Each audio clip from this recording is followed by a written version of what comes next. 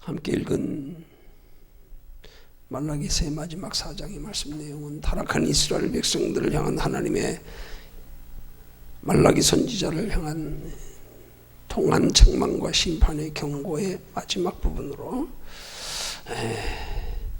하나님이 정하신 날을 잘 대비하는 방법으로 하나님의 율법을 기억하라는 말씀의 권면이 기록된 부분입니다. 오늘 본문의 말씀에 보면은 이 말라기 4장이 말라기서의 종결문이고 또한 구약의 마지막 그런 부분의 말씀인데, 여기에 두 가지 사실을 말씀하고 있습니다. 첫째는 이스라엘 백성들에게 모세의 법을 지키라는 거고요. 그 다음 두 번째로는 여호와의 날이 이르기 전에 하나님께서 선지자 엘리야를 그 백성들에게 보낼 것이므로 그의 사역에 바르게 반응하고 그가 전하는 하나님의 말씀에 순종하라는 거예요. 모세의 법을 지키고 이스라엘 백성들에게 처음 주셨던 법, 그리고 마지막 때에 하나님께서 여호와의 날이 이르기 전에 보내신 엘리야의 선지자의 하나님의 말씀에 순종할 것, 그걸 권면하는 말씀의 내용으로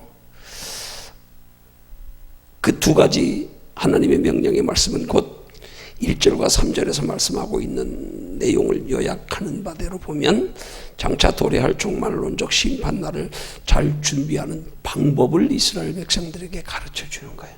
너희가 마지막 때에 하나님의 심판날을 잘 대비하기 위해서는 모세의 법을 지키고 하나님의 심판 전에 종말의 날에 이르기 전에 보내는 엘리야의 선지자의 말을 귀담아 듣고 잘 순종해라. 그게 너희가 하나님께로부터 멸망당하지 않는 방법이다, 비결이다, 그렇게 말씀하는 거란 말이에요. 근데 여기서 우리가 주목해야 될 사실이 뭐냐면 바로 여기서 지금 모세와 엘리야가 등장하고 있다는 사실. 하나님의 이스라엘 백성들의 순종의 요구를 모세의 율법을 통해서 엘리야를 통하여 전해지는 말씀을 통해서 모세와 엘리야가 여기서 기록되고 있다는 사실이에요. 여러분, 이 모세와 엘리야를 통해서 우리가 기억해야 할 것은 예수님의 공생애를 시작하시는 초기에 예수님의 사랑하시는 베드로와 야고보와 요한을 데리고 변화산상에 올라가셔서 예수님이 장차 별세할 것을 말씀하실 때 그 예수님의 사랑하는 세 제자들의 영안이 열려 보인 것이 예수님이 모세와 엘리야와 말씀하고 있는 사실을 보였다는 사실이에요. 구약의 선지자를 대표하는 두 인물이 모세와 엘리야란 말입니다. 그 모세와 엘리야가 예수님과 대화하는 모습을 보고 베드로가 뭐라 그랬어요? 잠결에 얼떨결에 눈 떠서 그 신비한 광경을 보며 주여 우리가 여기가 좋사오니 여기에 초막셋을 짓고 하나는 모세를 위하여 하나는 엘리야를 위하여 하나님 예수님을 위해 우리 여기서 내려가지 말고 영원히 삽시다. 그랬더니 그 모세와 엘리야가 하나님의 마지막 종말의 때에 대한 경고와 심판의 말씀에 대비할 것을 이 두 선지자가 전하는 율법과 엘리야가 전하는 하나님의 말씀에 순종할 것으로 요구하고 있다는 사실이에요. 오늘 이 말씀 통해서 우리가 깨달아야 될 중요한 영적인 교훈이 뭐냐 하면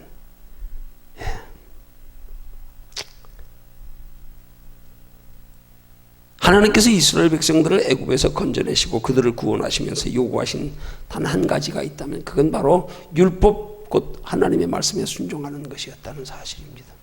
오늘 우리에게도 마찬가지입니다. 하나님은 오늘 우리에게 요구하시는 것 한 가지라면 하나님의 말씀에 순종해라. 그거 한 가지란 말이에요. 왜요? 요한복음 1장 1절의 말씀처럼 그 말씀이 그것도 하나님이시기에 말씀을 통하여 하나님은 우리에게 하나님을 나타내 보이시기에 말씀에 순종하는 것이 곧 하나님을 따르는 거다. 하나님을 의지하는 거다. 하나님의 뜻에 순종하는 거다. 하나님의 뜻을 이루는 거다. 말씀에 순종하는 게 의다. 말씀에 순종하는 게 구원이다. 그래서 말씀 속에 예수 그리스도가 있고요. 하나님의 모든 말씀들이 구원과 칭찬과 상급과 멸류관을 넣는 모든 말씀들이 다 이 성경 속에 있는 것 아니겠습니까? 이걸 통해서 우리가 깨달아야 될 게 뭐냐면 오늘 우리에게 있어서 기록된 하나님의 말씀대로 살아가는 삶이 얼마나 우리의 소중한 건지를 하나님은 다시 한번 이 구약을 마무리하면서 일깨워 주시는 거란 말입니다.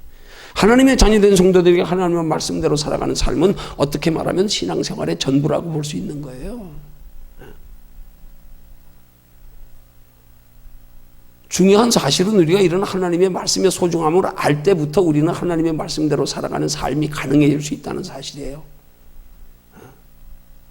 이렇게 하나님의 말씀이 우리에게 구속사의 중요한 부분을 차지하기 때문에 우리는 그 말씀을 우리가 알지 못할지라도 그게 하나님의 말씀이기에 하나님이 그렇게 명하셨기에 영문 모르고라도 그 말씀에 순종하다 보면 거기서 믿음이 생긴단 말입니다. 거기서 깨달음이 생긴단 말이에요. 거기서 하나님이 순종하는 우리를 끌어가신다 이 말이에요. 마치 날 때부터 소경된 사람을 예수님이 땅에 침뱉어 진흙을 이겨서 바르고는 실로 한 곳에 가서 시치라 할 때에 도대체 내 눈에 뭘 바르는지 저분이 누군지도 모른 채로 실로 한 못을 물어 더듬어 가서 씻고 와서 눈이 뜨여진 것처럼요. 비로소 그가 눈을 뜨고 나서 예수가 누구신지 밝히 알게 된 것처럼 여러분 예수님이 실로 한 못에 가서 시치라 말씀하실 땐 그분이 누군지 몰랐어요. 영문 모르고 순종했습니다. 영문 모르고 순종했어요. 순종하여 가서 눈 뜨고 나니까 깨달아지더라 이 말이에요. 순종하여 가서 눈 뜨고 나니까 영안이 열리더라 이 말이에요. 아 깨달아지더라 이 말이에요. 영의 눈이 열리더라 이 말이에요. 오늘 우리가 말씀 순종이 그렇게 중요한 거예요. 근데 우린 자꾸 말씀 순종을 자꾸 내 의지로 내 지식으로 내 감정으로 내 인격으로 내 성품으로 그렇게 지키려고 하니까 거기서부터 문제가 되는 거란 말이에요. 하나님의 말씀으로 우리의 인격과 성품에 호소하시는 게 아니에요.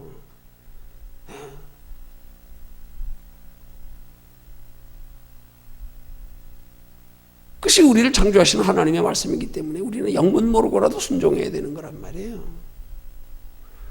근데 우린 영문 모르고 순종하는 게 안 되고 자꾸 자기 의지로 자기 기준으로 자기 감정으로 자기가 판단하고 결정해서 순종하려고 그러니까 이미 출발점부터 잘못됐단 말이에요. 출발점부터. 믿음은 순종하는 뒤에 순종 후의 체험을 통해서 믿어지는 거예요. 순종 후에 하나님이 우리 믿음을 주실 때 믿어지는 거란 말입니다.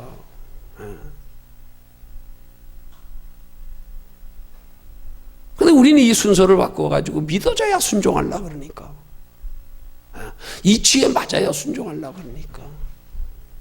내가 선별해서 내가 할 수 있는 것만 하고 싶은 것만 순종하려고 하니까 필요한 것만 순종하려고 깨달아지는 것만 선별하여 순종하려고 하니까 이게 근본 자세가 이미 잘못됐다 이 말이에요. 그럼 여기서 우리가 깊이 생각해 봐야 될 거예요. 하나님의 말씀이 뭡니까? 말씀의 핵심이 뭐냐고요. 말씀의 핵심이 뭐예요? 그럼 말씀의 핵심이신 예수 그리스도는 우리가 믿어 영접했어요. 그럼 그 다음에 예수 그리스도 이후에 신약으로 우리에게 약속하신 말씀은 뭡니까? 영원한 하나님의 나라 아닙니까? 그 하나님의 말씀이 요약하여 우리에게 주시는 말씀 마치 구약의 모세와 엘리야를 하나님께서 마지막 여호와의 날을 대비하여 두 인물을 표상으로 내세우며 하나님의 말씀에 순종할 것을 말씀하셨는데 오늘 우리 시대에 하나님의 말씀에 순종할 것을 요약하시는 하나님의 말씀의 요약은 뭐겠냐 이 말이에요. 구원과 하나님의 나라의 영원한 칭찬과 상급과 멸류관입니다. 그래서 예수님도 너희 보물을 하늘에 쌓아다라고 그런 거 아니에요? 약속 아닙니까? 하나님의 약속. 두 가지 약속. 구원의 약속. 예수 그리스도 통해서 이루셨습니다. 예수 그리스도를 통한 또 한 가지 약속. 하나님 나라의 영원한 칭찬과 상급과 멸류관이 있을 것에 대한 약속. 그래서 우리 안에 성령님이 우리를 진리 가운데 인도해 가시고요. 그래서 마지막 계시록의 말씀에도 마지막 22장 12절의 말씀이요. 내가 줄 상이 내게 있다. 각 사람의 행한 대로 갚아주리라. 행한 대로. 행한 대로.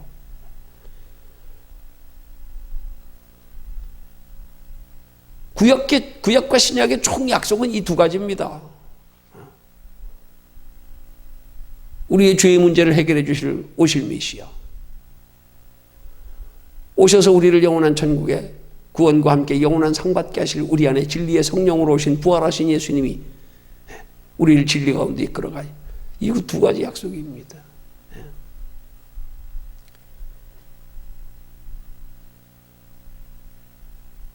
이건 자꾸 우리가 이거 보이는 걸로 우리가 판단하는 걸로 우리가 믿어져야 자꾸 순종하려고 그래요.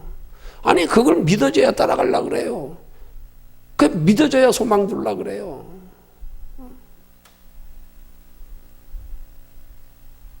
먼저 믿고 따라가고 먼저 믿고 순종하고 먼저 믿고 소망 둬야 하나님이 그 속에서 참 믿음을 주시는 거죠.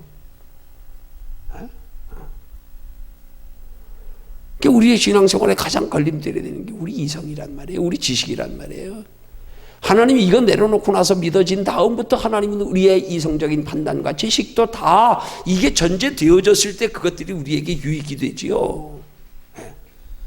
하나님이 믿음을 주신 이후로부터 그 다음에 우리의 주어진 모든 인격이나 성품이나 이런 것들이 하나님이 깨닫게 하신 것에 유익되게 활용하는 재료가 되어야 되는 거지요. 근본 속 심령에 살아 역사하지 않는데 아무리 지식 있고 인격 있으면 뭐합니까? 하나님의 형상이 없는데 껍데기지요. 똑같은 거예요. 원리가 똑같은 거예요. 하나님이 믿음 주신 다음에 그 믿음을 따라서 우리의 인격도 지성도 노력도 어떤 감정도 다 거기에 대입해서 그것에 유익되게 활용이 돼야 되지요. 내 속에서 영이 살아있지 않고 내 속에 성령이 이끌림 받지 못하면서 겉으로 지성, 이 인격 가지고 인품 가지고 뭘 하려고 그러니까 이 자체가 모순이란 말이에요. 알맹이 없는 껍데기 가지고 무슨 신앙으로 우리가 알고 있냐고요. 속에서 솟아나는 샘물이 있어야지 속에 솟아나는 샘물이 없으면서 뭘 바깥에 있는 물 가지고 우리가 뭘 이루려고 그러냐 이 말이에요.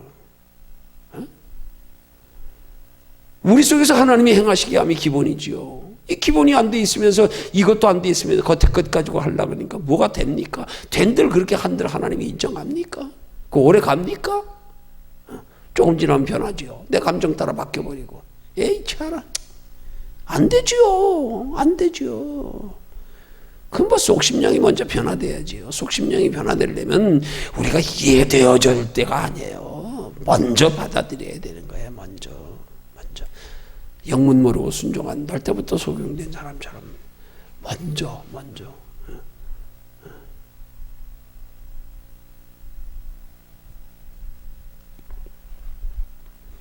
그래서 우리 하나님의 말씀대로 살아가는 신앙생활은 결코 우리의 지식을 요구하지 않는다는 사실이에요.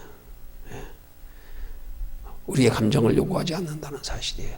그것들이 다 죽어질 때 비로소 그걸 사도 바울이 깨달았기에 나는 날마다 죽노라 그러는 건 아니에요. 내가 죽어야 하나님 안에서 내려놓고 영문 모르고 억지로 마지 못해서라도 그러다 보면 차차차차 믿음이 생겨지고 체험하고 변화되고. 어떤 사람이 처음부터 믿음 있는 사람이 있습니까? 없어요. 하나둘씩 체험이 쌓여가면서 사람이 태어났다고 금방 어디 성숙해집니까? 점점 경험하고 철들어가면서 똑같은 거 아니겠어요?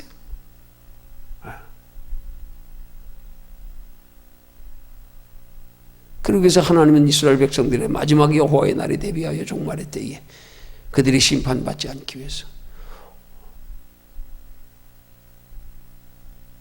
모세는 이미 구약시대 초기에 이스라엘 백성들이 구속사의 한 민족을 이루는 근간에 가장 먼저 세운 사람 아닙니까? 그들의 역사 속에는 전설 같은 인물, 몇천 년 전의 인물 아닙니까? 그 모세의 말씀이 모세를 통하여 주어진 말씀이 그들이 이해되어져서 순종했겠습니까? 하나님이 이해로 순종하기를 원하시는 겁니까? 저들이 역사 속에 2000년 전에 모세를 통하여 기록한 말씀을 저들이 그거 깨닫고 이해되어져서 하나님이 순종할 걸 요구하시는 거냐고요. 아니잖아요. 우리 마찬가지입니다. 우리 자꾸 우리가 이해하고 순종하려고. 이해하고도 그냥 이해하고 순종해. 나한테 유익이 되면, 내가 믿어지면, 필요성이 느껴지면 그때야 순종하려고 그러니까. 그냥 영적으로 말하면 내가 하나님 꼭대기에 올라앉은 거야. 내가 최종 결제자야. 나한테 안 맞으면 너 안 해. 싫어. 이게 무슨 신앙입니까? 아니잖아요. 영문 모르고라도 순종해 봐야. 그 순종의 근거는 뭡니까? 창조주 하나님이요. 그분들이 경험했잖아요. 체험했잖아요. 만났잖아요. 하나님 형상 회복했잖아요. 하나님을 몰라서 순종 안 합니까? 하나님만 알면 됐어요. 그 다음에 하나님이 말씀하시는 말씀의 내용들은 누구라도 다 몰라요. 다 모릅니다. 그러나 하나님의 말씀이 그런가요? 날마다 성경을 상고하다 보니까 알아가는 거지요. 알아가는 거죠. 그러면서 더하여서 그 하나님의 말씀을 확실히 알지 못하면 순종하여 체험을 통하여 아 그렇구나 맞구나 정말 하나님이 함께 하시고 이 약속의 말씀이 맞네 이렇게 점점 알아가는 거 아니겠습니까? 그러면 아직 몰라도 순종하는 과정이 꼭 필요하단 말이에요. 말씀에 순종하는 과정이.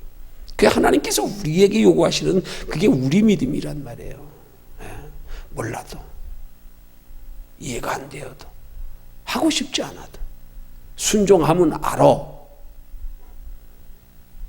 우리 속담에 속된 말, 우리 속담에 뭐라 그래요? 말들 들으면 자다가도 떡이 생긴다고. 그 말의 뜻이 뭐예요? 영문 모르고라도 순종하라 이 말이지요. 말 잘 들으라 이 말이죠. 해보면 알아. 그냥 몰라도 그냥 해 시키면 그냥 그럼 되는데 우리 그러면 안 하려고 그러잖아요. 그러니까 안 되지 뭐. 그거 됩니까? 그러니까 하나님의 자녀된 성도의 축복은 순종 후의 축복입니다. 우리는 복만 좀 먼저 받고 순종하려고 그래요. 아니요. 순종을 먼저 해야지. 그래서 복을 받아야 그 복의 의도대로 목적대로 그 복을 통하여 믿음이 생기지요. 믿음이 생기죠. 순종이 먼저란 말입니다. 그러니까 하나님께서 모세와 엘리야를 통하여 이스라엘 백성들에게 여호와의 날에 심판이 이르기 전에 하나님의 말씀에 순종해라. 귀 기울여 들어라. 따르라.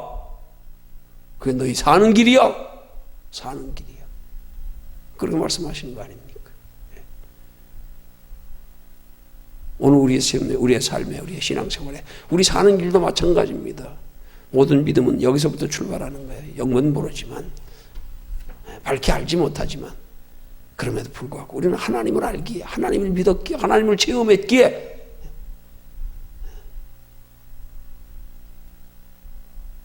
그 외에 다른 것을 덧붙여가지고 어떤 조건을 가지고 순종하려고 그러지 말고, 알았잖아, 이제 하나님 살아계신 거. 천국 있는 거 알았잖아. 그러면 이제 말씀하시는 대로 살아봐. 그러면 하나둘씩 다 경험되고 체험되어지고 믿어지고 깨달아지고 변화될 수 있어. 그때부터 자라가는 거예요. 자라가는 거예요. 그래서 신앙은 어릴 때 심어지는 게 좋은 거라니까요. 어릴 때. 얘들은 아직 세상 많이 겪지 않아서 아직도 그 뭐 여기 채워진 게 없잖아요. 흰 백지와 같은 상태잖아요. 뭔가 있어야지 의심될 만한 거 비교될 만한 게 있지. 단순할 때 믿음 가지는 게 훨씬 좋아요. 잔뜩 세상 때 묻어가지고 이제 다시 믿음 들어가려니까 세상 것, 그동안 경험한 세상 것들에 부딪혀가지고 이게 자꾸 안 되네요. 이게. 그래서 우리가 어른이 믿는 방법은 사도 바울의 고백처럼 천장할 수 없어. 내가 나를 쳐서 죽이는 수밖에 없어. 내려놓는 수밖에 없어. 그래야 돼. 뭐 어릴 때부터 믿었으면 내려놓을 거나 뭐 있어야 내려놓지요. 백지 상태인데. 얼마나 편해요. 고민할 것도 없고. 우리는 내려놓는 아픔이 있어야 된단 말입니다. 내려놓는 희생이 있어야 된단 말입니다. 우리 묻은 데가 너무 많기 때문에. 이스라엘 백성들도 그거 요구하는 거 아닙니까?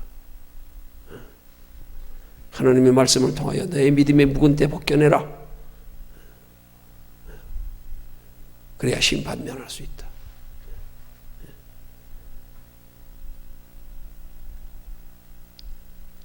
그 말씀은 곧 우리의 기도와 연관되는 겁니다. 말씀과 기도는 전혀 동떨어질 수 없습니다.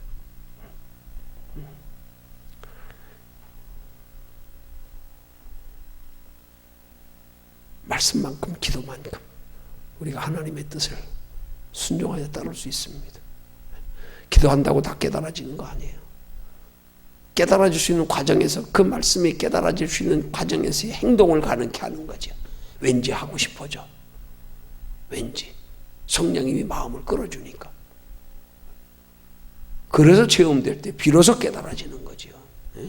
뭐 기도한다고 뭐 다 알고 깨달아지고 뭐 그래서 하는 겁니까? 아니요. 기도도 과정이죠. 모르지만 하고 싶은 마음 드는 거. 모르지만 할 수 있는 능력 주시는 거. 그래서 우리가 체험되어지기 전에 깨달아지고 시험되어지기 전에 우리가 내는 지혜는 아직 온전한 지혜가 아니에요. 이론적 지혜에 불과해요. 체험되어진 지혜가 되려면 기도를 통하여 힘 얻어서 말씀대로 행하는 신앙생활을 겸비될 때 그때부터 우리의 신앙은 비로소 체험에 근거한 주님과 동행하는 신앙생활 되어서 하나님의 마지막 심판의 날에 여호와의 날이 이르기 전에 구원받을 수 있는 믿음에 더하여서 하나님 나라까지 영원한 상 받는 신앙생활이 가능케 될 줄로 믿으시기를 주님의 이름으로 축원합니다.